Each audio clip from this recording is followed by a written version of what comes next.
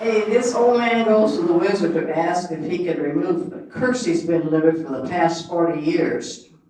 The wizard says, maybe, but you'll have to tell me the exact words that were used to put that curse on you. Well, the old man said without hesitation, I now pronounce you man and wife. Ready to go, okay. Now we got tea for two.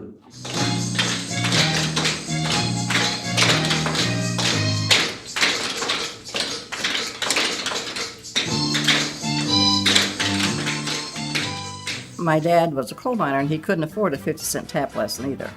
So when I was 50, my children gave me tap lessons.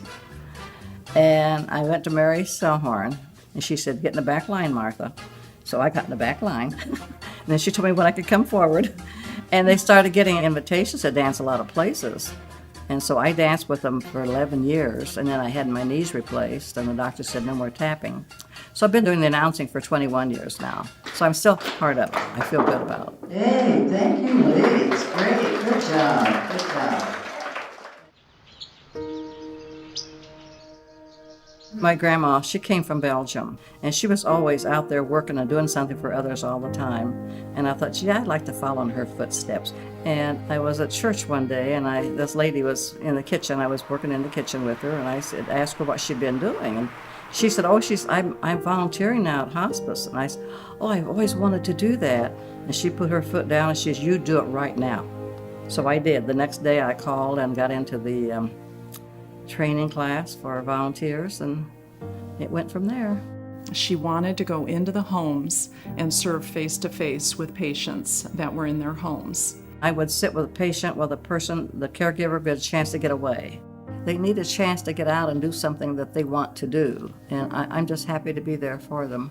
I just remember a house that she went into, and the woman had shelves and shelves of knickknacks. And Martha offered to clean and to dust. And I said, would you mind if I do this? Oh, she said, I'd love. So once a week, I would go out and I would clean one room, that particular room, And she even had a couch for her dog. I went over there one day, and she had came home with some real good news. And she said, oh, Martha, she says, I don't have to have that treatment like I was going to have. She said, I said, well, what would you like to do? Oh, I'd like to go out and get a root beer. I said, okay. We're not allowed to take you out, but we won't tell anybody. So I took her out to the root beer stand. We got a root beer and came home. And then I felt real guilty, so I called my boss at hospice home. And she said, well, that's okay. That's all right. Don't do it again, though. We were at a meeting here at Visiting Nurse and Hospice and talking about all the great volunteers that they had, and said, do you know someone? We'd like them to be Lutheran, and they need to be from Allen County. And Martha's name came up.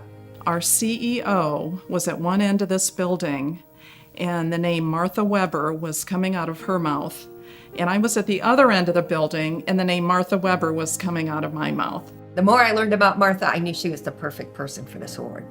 I didn't think I deserved it. I thought it belonged to somebody else. I couldn't believe it was really me. I wish my husband had been here to share it with me, because we'd been married 61 years before he passed. And I did a lot of crying about that. He wasn't here. And my kids said, yes, he is, Mom. He knows it. It didn't sink in for a long time. And I kept saying, it's not me, it's not me. And finally, my daughter, she said, Mom, please, if you didn't deserve it, you wouldn't have got it. So just, you got it. So, okay, I got it. Okay.